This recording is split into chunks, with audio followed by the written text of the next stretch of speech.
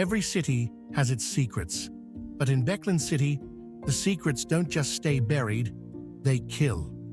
Most people remember their 9th birthday for the cake or the excitement of finally being a big kid. For Nelson, the memory is different. It's defined by the smell of expensive red wine mixed with copper-scented blood.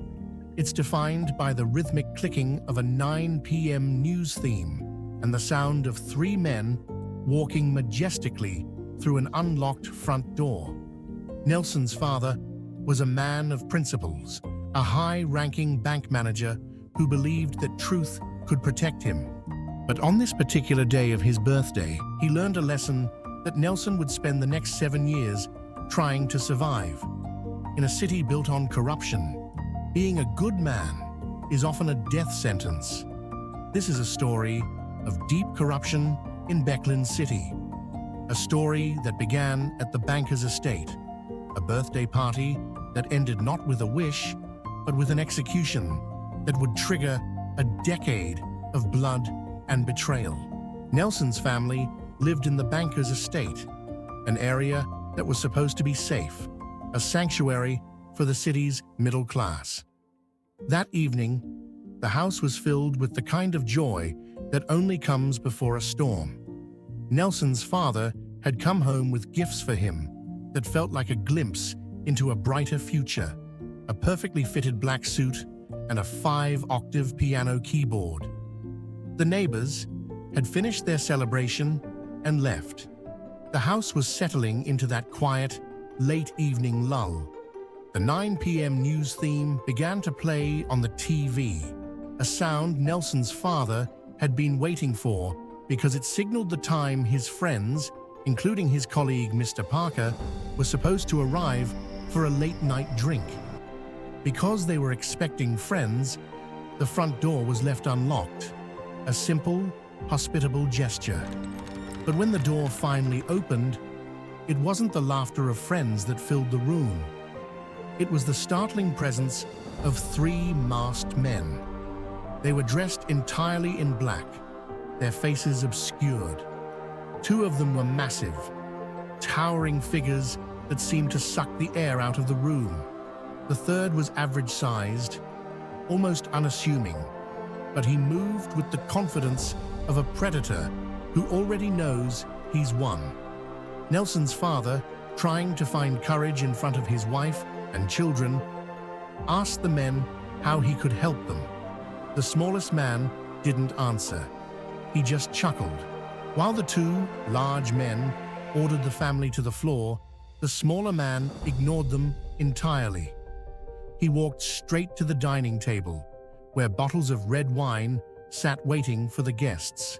He grabbed one, struck the neck against the edge of the table, and began to drink from the jagged, broken bottle. He sat there, legs crossed on the table, feasting on the birthday meal, while his partners held a glittering silver pistol and a jackknife to Nelson's father. They didn't want jewelry. They didn't want cash. They wanted a file of evidence hidden in a flash drive.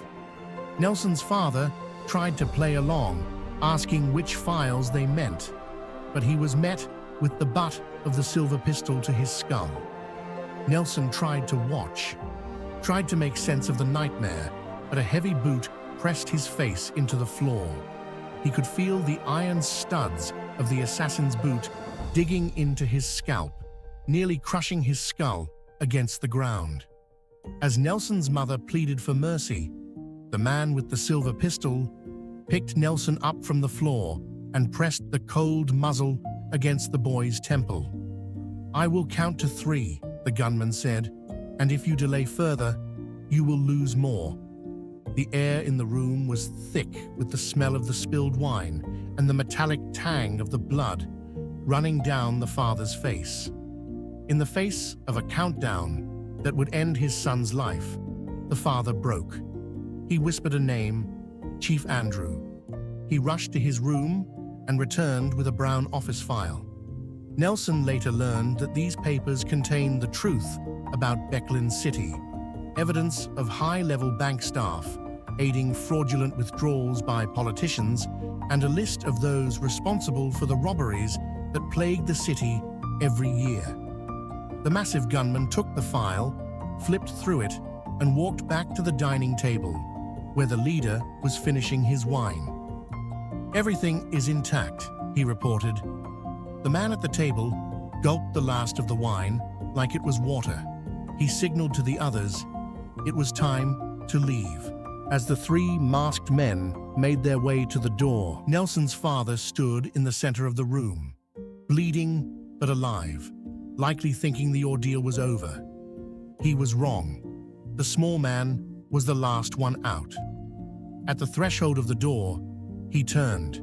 He drew a sound-suppressed pistol and fired a single shot that didn't miss its target.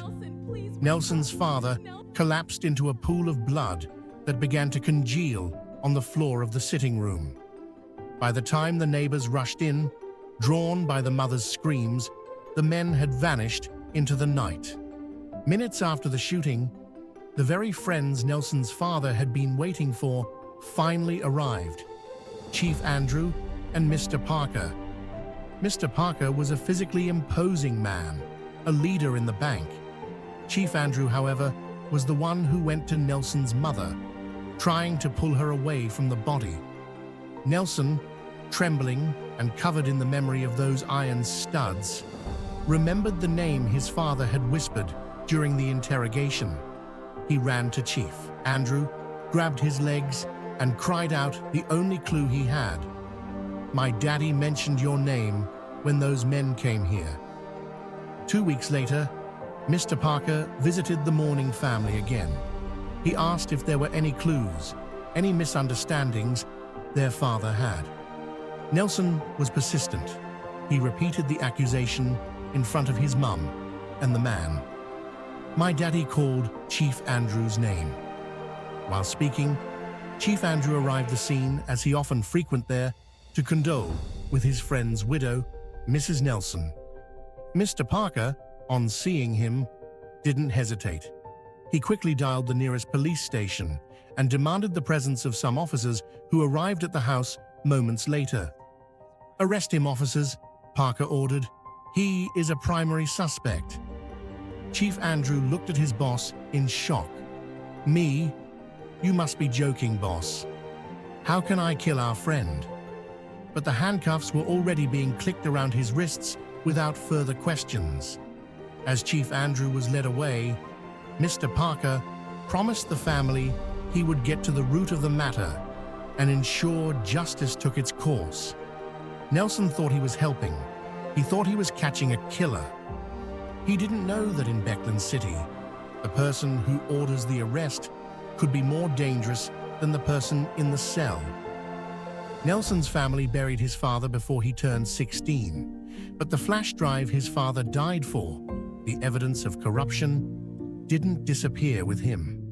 Nelson kept pondering about the flash device content even after his father's burial. His aim was to avenge his father's death, to find the men who had orchestrated the ruin of his happy family. Nelson realized that he hadn't just lost a father that night. He had been recruited into the streets, the very system that would turn him into a killer, just as those who took his father's life. What would you do if you realized the man who helped you seek justice was the one who held the gun? Let me know in the comments. This is just the beginning of Nelson's story. If you want to hear the circumstances that led Nelson deeper into the underworld, where he got initiated and transformed into an assassin, stay tuned for more videos from other chapters of the book. No Reason to Commit.